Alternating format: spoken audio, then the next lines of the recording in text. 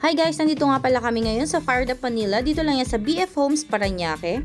Pagpasok pa lang, ma-amaze na talaga kayo sa setup ng kanilang mga interiors. Kita nyo naman ang ganda, di ba? Meron din silang alfresco dining. Share ko na sa inyo yung mga in-orders namin. Start tayo sa appetizer, itong pomelo salad, isaw karage. Guys, pag nagawi kayo dito, wag niyong kakalimutang umorder nitong isaw karage. Appetizer, ito talaga yung pinaka nagustuhan ko. Tapos meron din tayong Shanghai nachos and kalabasa soup with chicharon crumbs. And start na tayo sa mains nila, itong grilled meat sampler and ang kanilang smoked meat platter. Grabe, super ma-appreciate nyo talaga yung lasa ng meats nila. Nunuot yung flavors and talagang malambot yung meats nila. If pasta lover kayo, try nyo tong Cajun shrimp pasta. Isa to sa mga naging favorite ko dito. The best din tong truffle cabote carbonara. Lasang-lasa mo talaga yung truffle dito.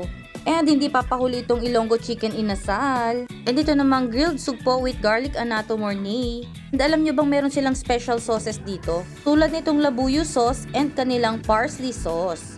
Nice, naalala ko na naman tuloy yung sauce nila. For the dessert, dito tayo sa bibingka tres leches and cacao cake a la mode. Must try talaga tong desserts nila. And kung chill naman ang hanap nyo, meron din sila nito. Tinry namin tong mga signature cocktails nila. The best din tong partner sa kanilang smoked meats. Marami pa namang mapagpipilian dun sa menu ng cocktails nila, guys. And voila, ayan na yung panulak natin. Super na-enjoy ko talaga yung food ng Fired Up. Quality na and affordable pa. Visit Fired Up today!